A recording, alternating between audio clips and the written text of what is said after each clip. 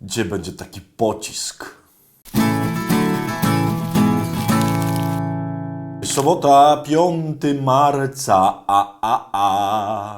Dzień dobry. Witam bardzo serdecznie wszystkich leniuchów, którzy w sobotę wstali albo nie wstali, żeby oglądać jednym słowem. Bardzo się cieszę, że mimo dnia wolnego, chociaż jutro jest w sumie dzień wolny, to że oglądacie w sobotę. Moi drodzy, słowo na dzisiaj będzie takie dosyć niezaskakujące.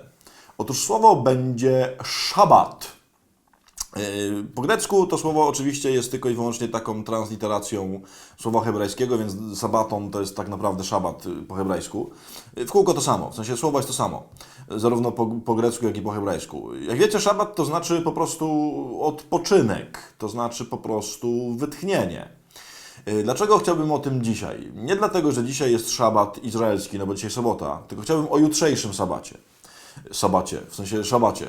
Moi drodzy, na pewno zauważyliście, że nie ma odcinków w niedzielę naszej serii jednym słowem. I to oczywiście każdy inteligentny człowiek się zorientował dlaczego. Dlatego, że dni postne liczy się bez niedziel. Jak sobie policzycie, ile jest dni bez niedziel od Środy Popielcowej aż do Wielkanocy, to wyjdzie Wam dokładnie 40. Gdyby było z niedzielami, no to byłoby 47. Dlatego Kościół pomija niedzielę, tym bardziej, że one są dniem zmartwychwstania. I nie chodzi o to, że one są poza Wielkim Postem, bo no to jest tam druga niedziela Wielkiego Postu i tak dalej. Ale wtedy jakby nie warto pościć, nie warto nic robić, żadnych praktyk postnych, dlatego że to jest dzień, kiedy świętujemy zmartwychwstanie. Ale co ja bym chciał?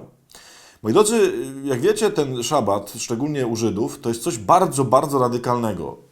To nie jest tak jak u nas tam, że po prostu, nie wiem, pójdziesz sobie do kościółka i tyle, masz szabat zrobiony. Tylko jak wiecie, jest mnóstwo obostrzeń, czego wolno, czego nie wolno, ile wolno chodzić kroków, co wolno robić, że nie wolno zapalać światła i tak dalej. Są w ogóle niewiarygodne rzeczy. Jeżeli byliście kiedyś w jakimś miejscu, gdzie mieszkają ortodoksyjni Żydzi, niekoniecznie w Jerozolimie, chociaż w Jerozolimie to oczywiście świetnie widać, ale w różnych dzielnicach, różnych miast świata, gdzie są ortodoksi, to widać, w jaki sposób oni zachowują się w sobotę. Gdzie nie jeżdżą taksówki, nie da się pojechać autobusem, gdzie nie wolno robić naprawdę tysiąca różnych rzeczy. Mało tego, nawet większość, że tak powiem, gojów, czyli tych niewierzących, nie może wchodzić na przykład do dzielnic żydowskich czasem. Dlaczego o tym mówię? Moi drodzy, dlatego, że mam taką myśl, że my tośmy straszną siarę zrobili z szabatem. Zauważcie, że my to przykazanie, będziesz dzień święty święcił, sprowadziliśmy tak naprawdę tylko i wyłącznie do jednej rzeczy. Do tego, czy pójdę do kościoła, czy nie pójdę. I dam se uciąć rękę, nogę, głowę i pół brzucha, że każdy z Was, jak myśli o tym, czy wypełniłem przykazanie świętowania Dnia Świętego, to macie w głowie tylko jedno pytanie. Byłem na mszy, czy nie byłem? I jak byłem, no to wszystko jest w porządku. Jak nie byłem, no to mam grzecha i wtedy nie zrobiłem tego. Uwaga!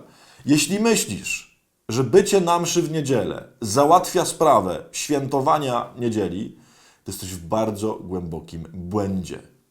I uwaga, nie chodzi mi to oczywiście o to, że mamy teraz wprowadzać te wszystkie prawa, które były w Starym Testamencie i że nie wolno chodzić ileś kroków, że nie wolno zapalać światła, że nie wolno jeździć autobusem i tak dalej. Nie w tym rzecz. Tylko szabat ma być całym dniem, kiedy świętujemy tak naprawdę dwie rzeczy. Nade wszystko świętujemy Pana, czyli szabat będzie szabatem wtedy, czyli niedziela będzie niedzielą wtedy, jutrzejsza chociażby, kiedy od rana do wieczora wszystko, co będziesz robił, wszystko, co będziesz robiła, będzie skierowane ku Niemu. Będziesz o Nim myśleć, będziesz się modlić, będziesz chodzić z Nim, będziesz Mu poświęcać każdą chwilę, nie będziesz robić innych rzeczy, dlatego że sobie powiesz, nie, tego nie robię, bo się dzisiaj zajmuję Panem. Kochani, jeżeli tylko pójdziecie na mszę, to ośmielam się powiedzieć, wcale nie wypełniliście tego przykazania i macie grzecha. Taki będzie pocisk. Macie grzecha, bo świętowanie szabatu nie zostało wypełnione.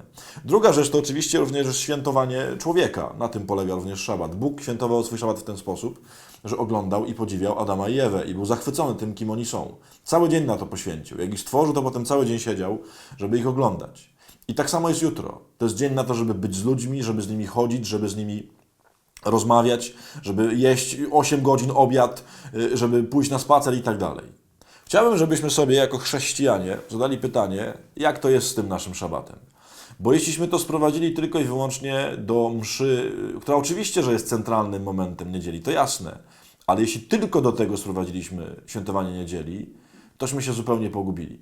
Więc zadanie na dzisiaj to nie jest zadanie na dzisiaj, tylko to jest zadanie na jutro. Znaczy, chciałbym, żebyś się cały dzień pochodził i pomyślał, żebyś cały dzień chodziła i myślała, jak ja będę jutro świętować szabat. Jak ja będę jutro świętować to, że to jest dzień poświęcony Panu i dzień poświęcony ludziom i byciu z nimi, a nie robieniu, uczeniu się, sprzątaniu, nadrabianiu zaległości tygodniowych, spaniu, oglądaniu telewizji albo innych pierdół. Nie. Jutro jest święty dzień. I jak mówi Księga Wyjścia, kto go nie świętuje, winien być ukarany śmiercią. Co to znaczy? Jak nie świętujesz szabatu, to po prostu umrzesz. I nie chodzi o to, że ktoś cię ukarze śmiercią, tylko życie z ciebie odejdzie i nie będziesz miał w sobie życia, kiedy nie świętujesz niedzieli, całej niedzieli, właśnie w taki sposób.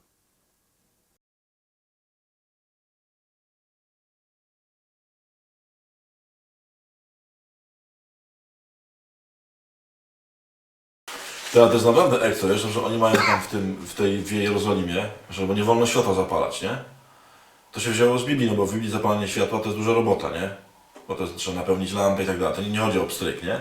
Ale oni to traktują dosłownie, nie? Nie wolno, to nie wolno. To mają tak, że w każdym domu żydowskim są automaty zrobione, że w szabat nie włącza się światła, nikt nie może pstryknąć, tylko są ustawione, o której godzinie mają się włączyć, o której mają się wyłączyć. I same się wyłączają, żeby nikt tego nie włączał. No może z taksówkami tak jest, że na przykład jak masz dzielnicę żydowską, to, znaczy w ogóle cała Jerozolima, jak skoro jest pod władzą niby, nie, no to nie ma autobusów, nie? Nie ma autobusów, nie ma taksówek, nie? Jak chcesz taksówkę, musisz zadzwonić do dzielnicy arabskiej, bo oczywiście Arabowie jeżdżą i oczywiście kasują 6 razy więcej, nie? Bo wiedzą, że są jedynymi taksówkami wtedy w mieście, więc jakby kroją po prostu, wiesz,